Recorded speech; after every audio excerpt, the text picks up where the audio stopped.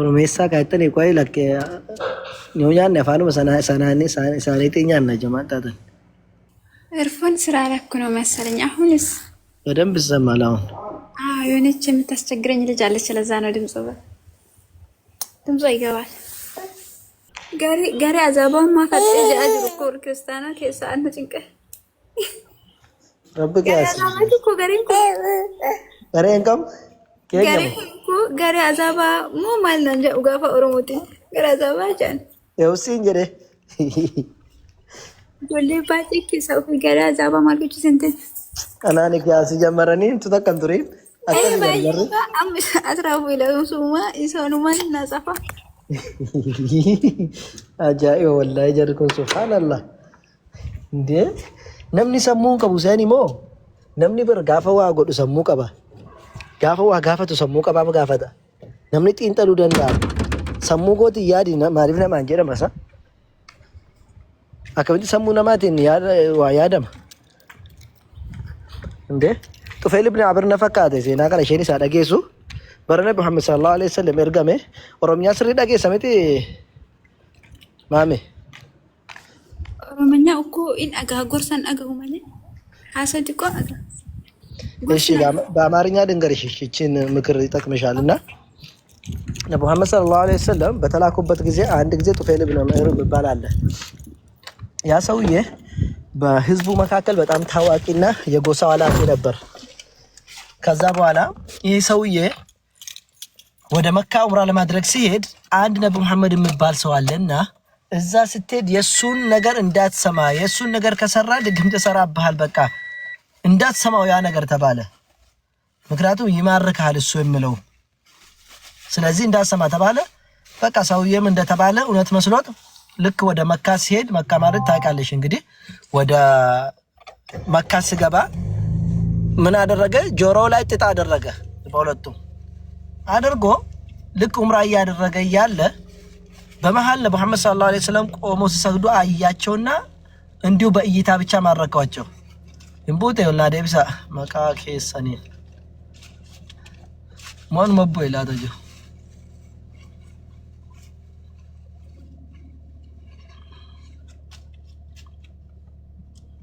እንጅራጆ ሰገለንጎ ጅራ ኡስታዝ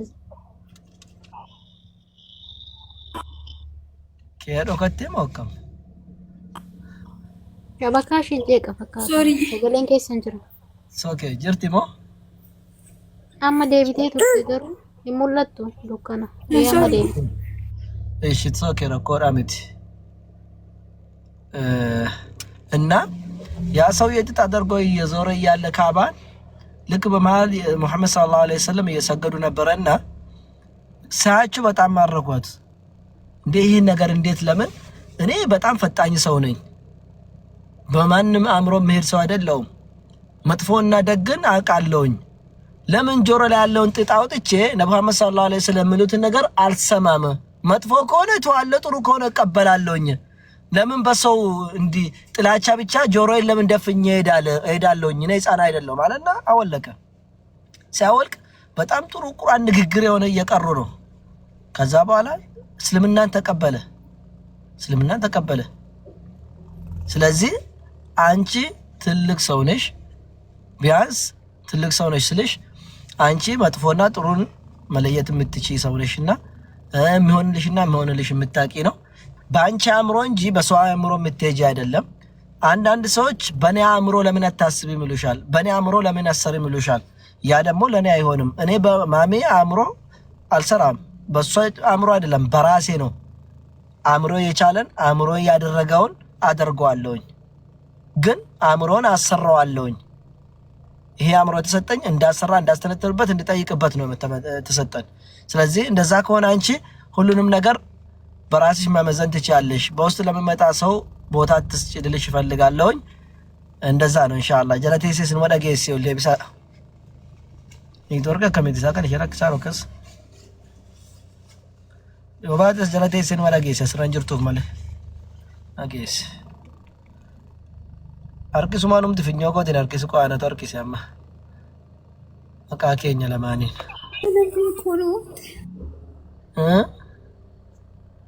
Naannatti daawwatametti gabbura. Sirra walu maqaa isaaniiti. Ish.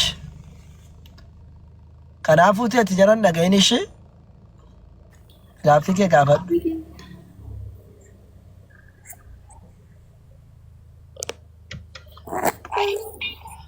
Ayya.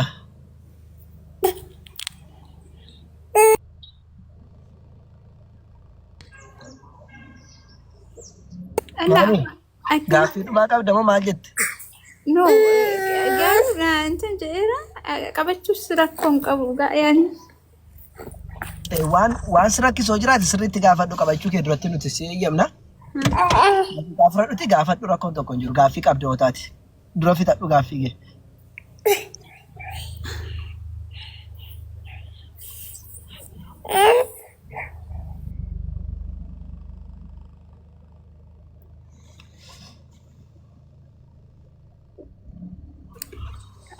qabadheeti inti barachuu qabu moo ወይስ ደግሞ እንትን መጀመሪያ ተምሬ እንትን ሊያዝ ሁለቱም ይቻላል። ወደኛ እንትን ሲሉ ይማራሉ መጀመሪያ፣ ከዛ በኋላ ክርስትና ይነሳሉ። በእናንተ ግን መጀመሪያ ሻዳ አይደለ እንዴ? አዎ ሁለት ነገር፣ አንደኛ ወደ ለምሳሌ አንድ አምላክ የሚባለው ጽንሰ ሐሳብ ካልገባሽ ትማራለሽ። ግን ሁለት የሚመለከው አንድ አላህ ብቻ አንድ አምላክ መኖሩን ካወቅሽ መጀመሪያ ይሄን ማወቅ ነው። ይሄን ካወቅሽ ደግሞ ሌላውን ቀስ በቀስ ትማራለሽ። ስለዚህ ሲጀመር እዚህም ክርስትና ውስጥም ሆኜ ይገባኛል። ምክንያቱም በእኛ ቤተክርስቲያን ሄዳለሁ ምናምን እጠይቃለሁ ቄንሶቹም ይሄ ሶስት ምናምን። አዎ እንደዛ ከሆነ ይሄን ካወቅሽ እንግዲህ እስልምና ሻዳ ትይዥና ከዛ በኋላ የቀረውን ትምህርቶች ደግሞ ትማራለሽ። ትርፍ ናቸው እነዛ ማለት ነው። ለምሳሌ እንዴት እንደምትሰግጂ እንዴት እንደምትጾሚ በቃ ይሄኛውን አጥብቀሽው ደግሞ የበለጠ ለማወቅ። አሁን ዋና ላይ ግን አንደኛ በእውነት የምመለክ አንድ አምላክ መሆኑ ኢየሱስ ክርስቶስ የአላህ መልእክተኛ እንጂ አምላክ አለመሆኑ፣ አምላክ ለመሆንም ስልጣን እንደሌለው፣ ነብዩ መሐመድም ሰለላሁ ዐለይሂ ወሰለም ነብዩ እንጂ ሰው እንጂ አምላክ እንዳልሆኑ ማወቅ ነው። እነዚህ ከታወቀ ሌላው ገና ነው።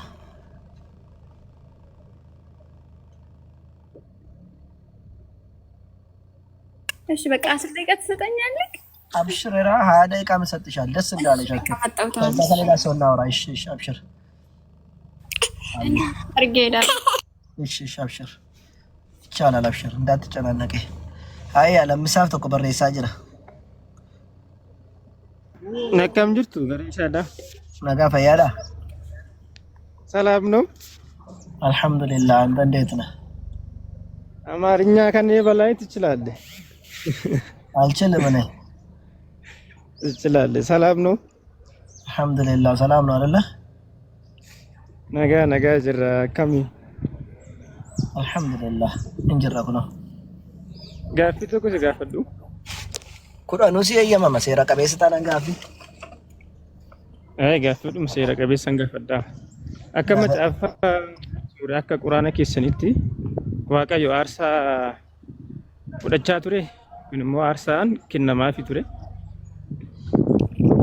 ነብዩ መሐመድን ፍንዱራችሁ ለክ አጀጀማ ካን ደበርሴፍ እስማኤል አብርሃሚፍ መሌ ካምብራን ጅሩ አጀጀነ ከነህ መሌ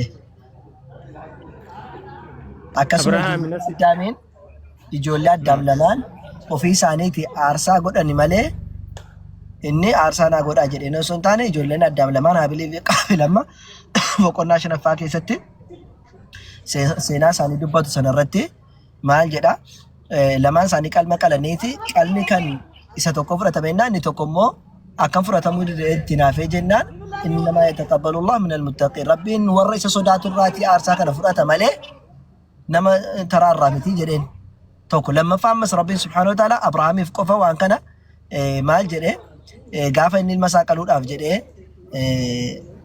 አብጁራ ያልመኪ ያ ረቢኒ አከሰከስና ጀዳ ከን ሲቀሉ ወነ ጀዴና ማል ጀደን ያ በቲፋል ማቱመር ቆና ሶደም ሰደከስ ያ ባኪ ዋ አጀጀምት ቶኮ ጀዱ ዱበቲን ጀዱ ጀደን ነቀል ቀል ጀና ነቀል ጀደን ጋፈ ቀሉ ዳፍ ረፊ ደረሰነተችል በወረተባት ረቢ ማልቡሴ ሆላ በከሳቡሴ ጀቹ እስማኤሊፍ ከናፉቲ ከነመለ አርሳ እኒ ዮኪን በከዋ ቀለሜና በከዋ ጀደሜ ጀናኔ እንትኔ ጀዱ ምት ረቢ aarsaa biraa fudhataan turre fakkeenyaaf amma aarsaa biraa fakkeenyaaf amma kan hoolaa waan akkasii kana fudhataan turre araarsummaadhaaf. Akka ani nagarre takka waan akkasii. Islaamummaa keessatti hin jiru. Okay, Abrahaamiif garuu yeroo san irratti ilma isaa gaafa inni kennuuf jiru bakka ilma isaa hoolaa bakka buuseef miti normaali. Okay. Maaliif barbaachise waan kana akka godhu Waaqayyo kana ajajeef jalqaba aarsichi? Jalqaba duraan dursatti waan numti kana isa ajajee fi isa ilaaluuf jedheetu Waaqni. Isa ilaaluuf jedheeti hin godhamoo hin godhu waan jedhuuf Rabbi subhaanahu wa ta'ala maal godhe?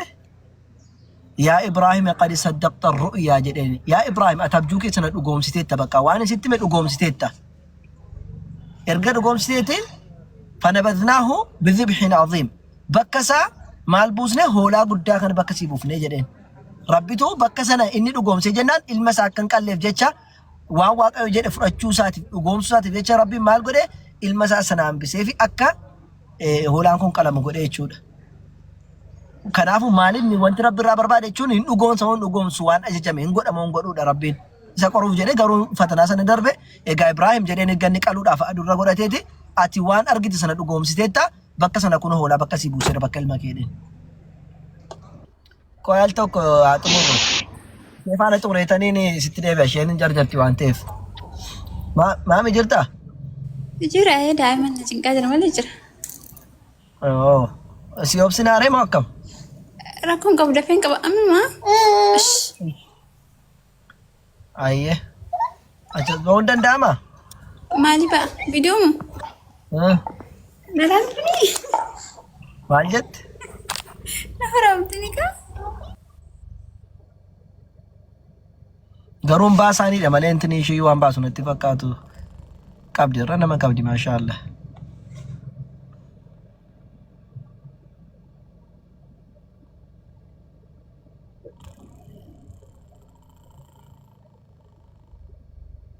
Saddeet qabdi ustaaz. Maashaallah amma argeen kee.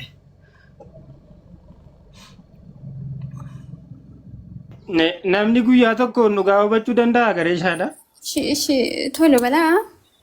Oddeen gaafatta amma ishee faana itti tufittee ofirratti maami. እና ምንድን ነው የምጠብቀው? አይ እሱን ነው አልኩት። ጠብቀን እንዳረብሽን አልኩት።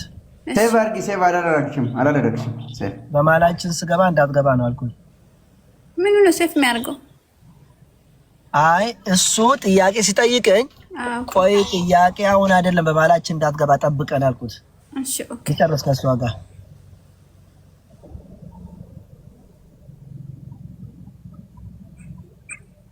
ሼሪ ጎዳጆ ማን ጋርቱ ሲኒ ጀቻርቲ ነው እንዴ? አይ እሷን ቪዲዮ አትከፍተው እንዴ? ከፍቷል ወይስ አትፈልግም? ነው እንዴ ያዘኝ እንዴ ያዝሻለሁ አላልከኝም? ኦኬ አልሽ እንዴ? እኔ እኮ አንቺን እየጠበቅኩ ነው። ቪዲዮ ትከፍቻለሽ ብዬ እንዴ ያዝሻለሁ ስላልከኝ ኦኬ አልኩኝ። ምክንያቱም አይመቸኝማ ቪዲዮ። ኦኬ በቃ ካልተመቸሽም ችግር የለውም አብሽር። እሺ ቆርጦኝ ገና እናቴ። እሺ አይቆርጡም። አንቺ ፈርተሽ ነው እንዴ? ራሱ ይቆርጦኛል። እኔ እርግጠኛ ነኝ። አሁን ትንሽ ቆይቼ ራሴ ነው የማየው ሚዲያ ላይ።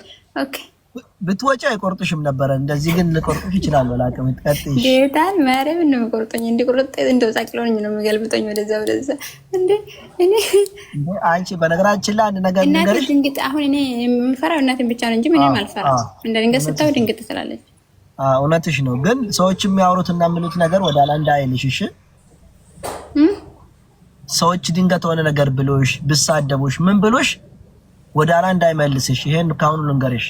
ጥሩ ነገር ይሉኛል ብቻ እንዳትጠብቂ። ድንገት ለሰደቡሽ እኔ ጥያቄ ካለኝ ምናምን እናንተን ጠይቃችኋለሁ። እኔ እንደዛ አይነት ሰው አይደለሁኝም። ምክንያቱም እኔ ቅር ያለኛል እዚህ እምነቴ ውስጥ ሆኖ ብዙ ነገር አይቻለሁ። ለዛ ነው እንጂ ለሌላ ነገር አይደለም።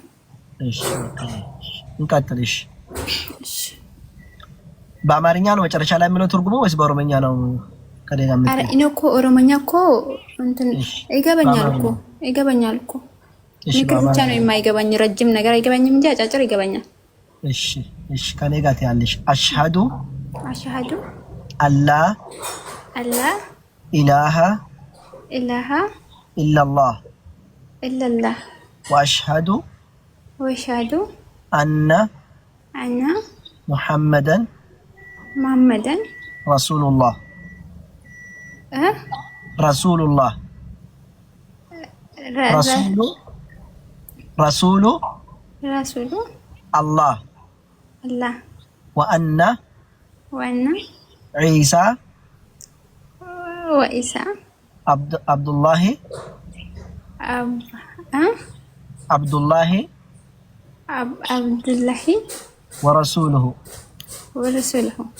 dhugaan ka gabbaramu Allah malee akkan jirre ragaanan baya Nabi Muhammadis ergamaa dhugaa fi ergamaa dhumaa ta'uu isaanii keessa kiyyaan amanee arraba kiyyaan ragaa ba'eera. Yesuusis ergamaa rabbii fi garbicha rabbii malee waaqa akka hin taanee fi waaqummaan akka isaaf hin malle keessa kiyyaan amanee arraba kiyyaan ergamummaa isaa ragaa ba'eera. ማሻአላህ አላሁ አክበር አላሁ አክበር አላሁ አክበር ማሻአላህ አመሰግናለሁ። ግን ሌላ ጊዜ በውስጥ የሆነ ትልቅ ነገር አለኝና ለእኔ ብቻ ነው የሚጠይቅክ እዚህ ላይ ማውራት የማይፈልጋለ ጻፍልኝ ችግር የለውም እመልስልሻለሁ እናወራለን እንኳን አላህ Subhanahu Wa Ta'ala ወደ እስልምና መጣሽ እንኳን ወደ ተፈጠርሽበት እምነት ተመለሽ እንዲሁም ደግሞ አንቺ አሁን ድንገት ኦርቶዶክስ ትመስኛለሽ መጀመሪያ በ80 አመት ነው የተጠመቅሽው ተወልደሽ በ80 አመት እትደወላጅ ረብ ራቃሱባ لا اله الا الله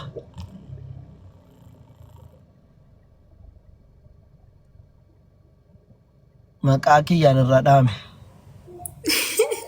አይነት ነው ነትደወላይሩ በ80 ቀን በ80 ቀን ነው የተጠመቅሽው ያንን ጠመቃ የሰው ስለሆነ የአላህ መጀመሪያ የተጠመቁበትን በተፈጥሮ የተጠመቁትን ተቀብያለሁ ብለሽ ነው እስልምና መጣሽው አላህን ካንም ወደ ነበርሽበት መለሰሽ ሌላ ደግሞ ትምህርት ላይ በርቺ በውስጥ አናግሪኝ ጥያቄ ካለሽ ምን ካለሽ አናግሪኝ በደንብ ደግሞ መማር የምፈልገው እውነቴን እኮ ነው ጌታን በደንብ ፈልጋለሁ ችግር የለውም ኢንሻአላህ ጥያቄስ አብሽር ትማራለሽ ጥያቄ ካለሽኝ ጠይቂኝ ድንገት ብዙ ነገራቶች መጥተውልሽ ይችላል የምሉትን ነገር ወደኔ አምጪና ጠይቂኝ እውነት ነው ወይ ይሄ ነገር አለ ወይ ብለሽ ጠይቂኝ እሺ እሺ በቃ ይሄ ነው ሌላኛው ደግሞ ያው እንግዲህ ኖርማሊ መስቀል አንቺ ላይ ካለ ቀስ ብለሽ እሷን ቀስ ብለሽ አሁን ብታወልቅልኝ ቀስ ብለሽ ያው ቪዲዮን ወጣሽ ያየሽ ነበር ማስወለቅ እሺ አወልቂና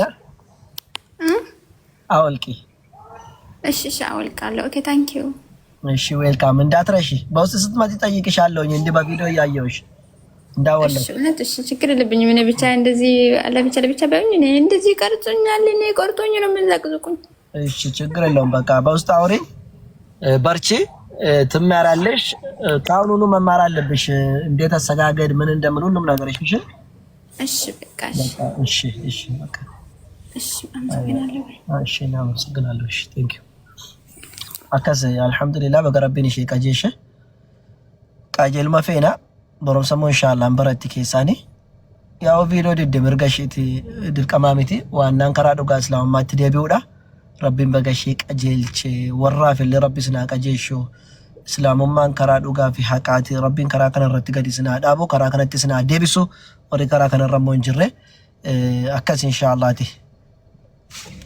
እሺ ለምሳ ጅርታ ኮንኮላቺሳ ከራ ዴማን ሲናሳመ ቪዲዮን ጭፈደጋገኛ ደኬ ወላገልቻ ወራ ለማወራ ኢየሱስ ሲማለ ኢየሱስ አሜን አሜን ከነፋ ለምሳኒ ሲንጀራ ጋፊ ወጀር ከመ ቱር ለሚፋን ኦፍ ጉድስ አም ቪዲዮ ከስጨፋ لا لا ما هو والبرتين جرا እሺ ክርስቲያና ከተ እንደገሽ ለሚ ጅርታ ለምሳፍ ጅራ ከሳዱር ያሻዳ ከሳዱር ረብቶይ አፋን አረባት ነኝ ግን ኩን ሞዶ Arabiffaan qabsiise dura. Adiyyuu intalli gidduutti maal akkasiin jechaa turte dhaga'een tura hin beektu callistee jettee. Silas hin beektu nuti jechisiisa malee. Yoom seeran jette? Oromiffan seeran hin jenne yookiin Oromiffan dhageenye yookiin Oromiffan dhageenye waa lama dhaddeertu. Hundayyuu jetteetti. Nu biratti በነገራችን ላይ ደስ የሚለው እስልምና ማን ለመገመቺ ሰበይታ ergamaa rabbi sallallahu alaihi wasallam innamal a'malu binniyat jedhan hatta arrabni kee dadhabu humni kee dadhabu islaamummaa keetti wanti argattu wanti si gammachiisu tola dabar islaamummaa maal siin jedhe wanti hundumtuu niyyaa keetiin yaada keetiin argattaati jechuus danda'i dhiisis ati yaalii gooteennaan itti argatta mindaasa bakka mindaatti argattaa jedha ergamaa rabbi wanti islaamummaa jaaladhini tokko maali beeyta kanadha bakka ati sammuu keetti waan tokko nan godha jettee waan sana garuu yoo dubbachuu fi gochuu dadhabde yoo bakka ati keessa keetiin gooteetta waan ta'eef rabbi keessa kee beeku waan ta'eef hin argatta islaamummaan akkas jechuu diddee rabbiin islaamummaan fudhanne siin hin jedhu wallaalte jedhee islaamummaan fudhanne siin hin jedhu rabbiin kanaafuu waa hundaa nuun argatta islaamummaadha alhamdulillah nu gammannee jirra rabbillee irraa fuudhee jira akkas abbaa kiyya atamma gaaffii qabdaa Gaaffin kiyya kana ta'e isa duraan xumurre jammar jechuudha. Isuma xumurre isuma silaa sana xumurre waan ta'e nagaataa turte. Kan Abrahaam aarsaa Abrahaam yeroo qoruudhaaf qoreessa laaluuf jedhee kan godheedha jettanii. Daawwitiif seeran kennineefi. Eenyuuf? Muusaadhaaf Muusaadhaaf. Kenneefiira malee? Ekkoo seerri Muusee sun eessa jira re? Seerri Muusee moo? Seerri Muusee sun hin bade moo sin biratti eessa jira? Waa sijamir seerri Muusee isa akka kenname dubbata malee seerri Muusee maal nu biraa hojjetama seera Muusee irraa maal qabna nuti seera Nabi Muhammad sallallahu alaihi wasallam ittiin dhufan malee kan Muusaadhaan miti garuu seerri akka kennameef nutti hima Quraanni seera katabee jira wa katabnaa lahu fil alwaahi gabatee irratti isaa barreessinee jira seerota jedhee rabbiin dubbatee jira seeronni barreeffamee jira achirratti annal anfa bil anfi wal ayna bil ayni wal udhuna bil udhun gurra kan kute gurra acitu kan lubbuu balleessu lubbuu balleessu kan funyaan kute funyaan amraa'u kan ija balleessu ija balleessu nama seerri isaaf kennamee jira rabbiin nutti himee jira sana nutti himee jennaan seerri sun ragaa qabdu amma bakki isa jaruma gaafanna kaaddoo fedhe yoo jiraate maal nu dhufe dhimma irraan qabnu nu ta'u ittiin bulaa hin jirru waan ofii kee itti bultu tokko barbaaddatta malee waan ittiin bulle maal gochaa barbaanne. Waaqayyo kanaafiyyuu tokkoof seera biraa kenna tokko immoo akka barbaadetti seera garaa kenna. Kun immoo aarsaa naa godhe dhaan aarsaa fudhata jechuudha akka barbaadetti. Akka barbaadetti kan jette alhamdulillah rabbiin akka barbaade waan barbaade godhuu qabna nuti. Waan barbaade ta'u osoo hin taane waan barbaade kan godhuu qabna rabbiin waan barbaade godha. Yaf'alu maa yashaadha Quraanii keessatti waan barbaade godha.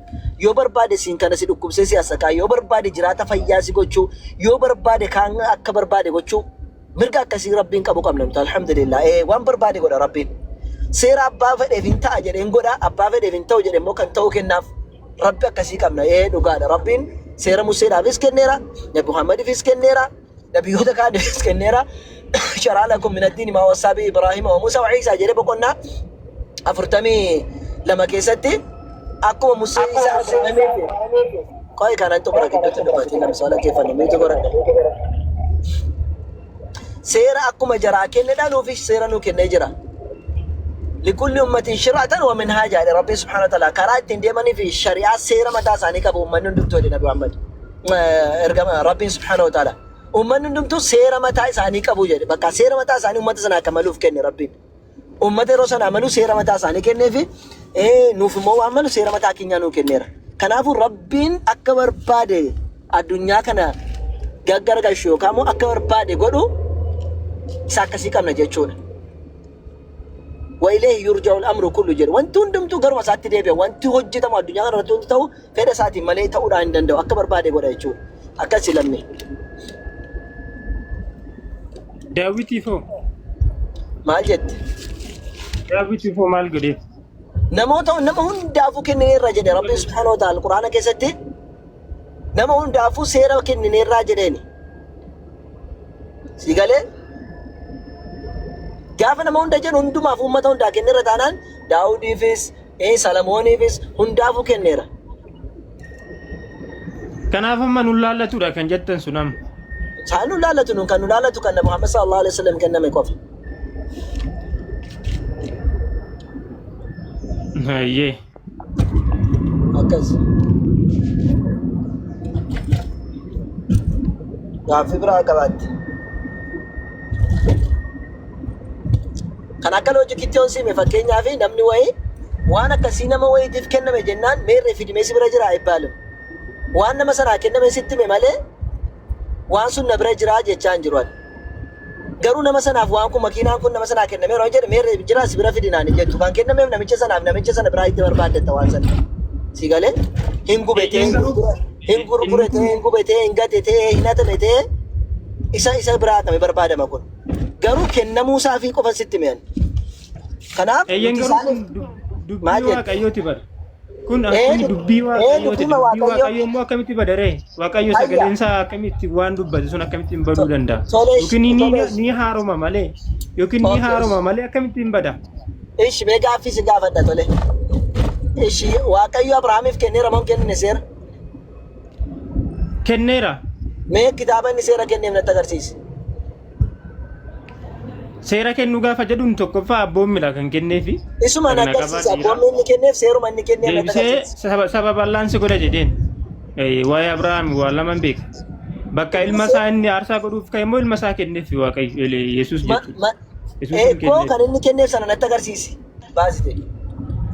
Seeruma Musee keessa jira. Musuma sana eeshaan keessa. Musee sitti mee macaafa Musee min si gaafadhe kun kan Museeti. Museen bar waan Abrahaamiif kenname sitti mee malee waan Abrahaam seenaa Abrahaam sitti mee malee Museen anka si gaafadhe seera isa Abrahaamii kenname fidis hin jedhu.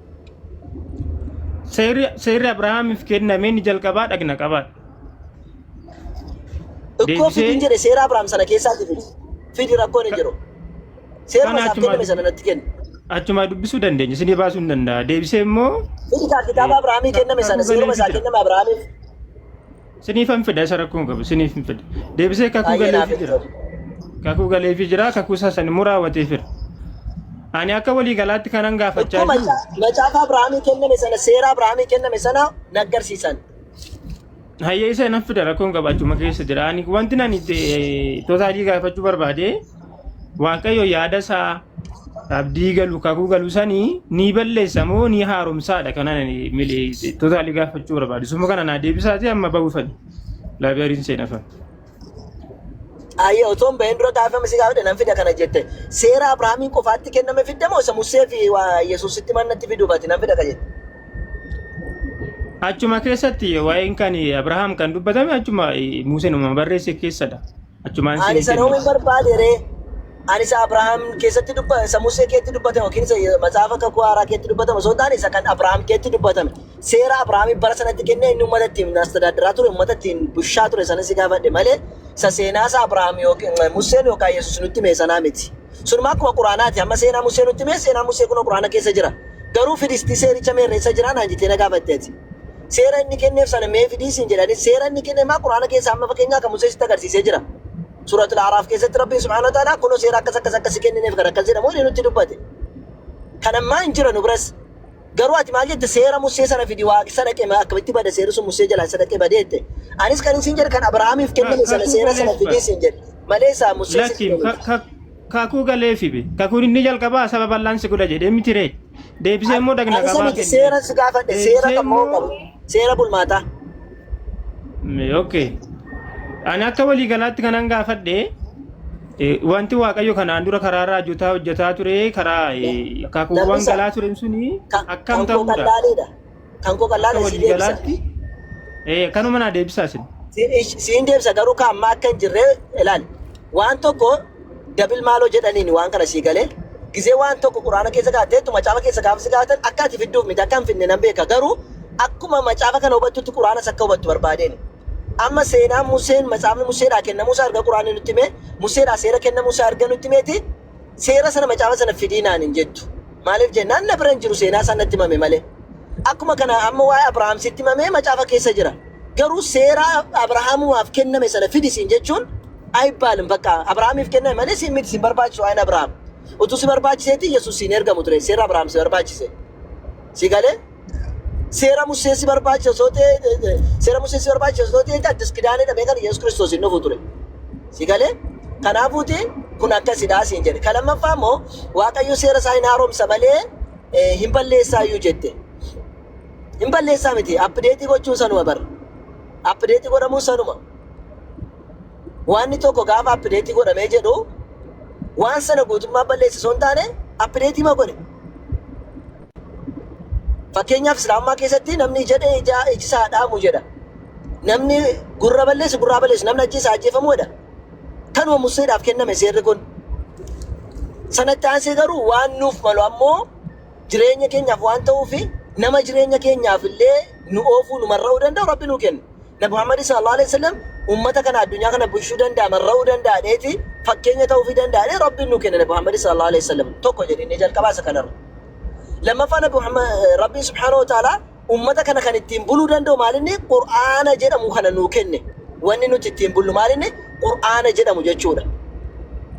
Lama. Sadaffaa Rabbi subhanahu wa ta'ala seera nuu godhe keessaati Nabi Muhammad sallallahu alaihi wasallam waashan waan namoota biraatiif yookiin nabiyyoota kana duraaf hin eeyyamne naaf eeyyameera jedhani. Fakkeenyaaf ardiin kun yookiin immoo bakki itti sagadamu kun hundi isaayyuu naaf masjiidadhaa jedhani. Masjiida jedhani. Warra kanaan duraatiif garuu mana qulqullummaa jedhame sanatti deemanii sagadu malee iddoo sanaan alatti bakka biraatti sagaduu hin danda'amu.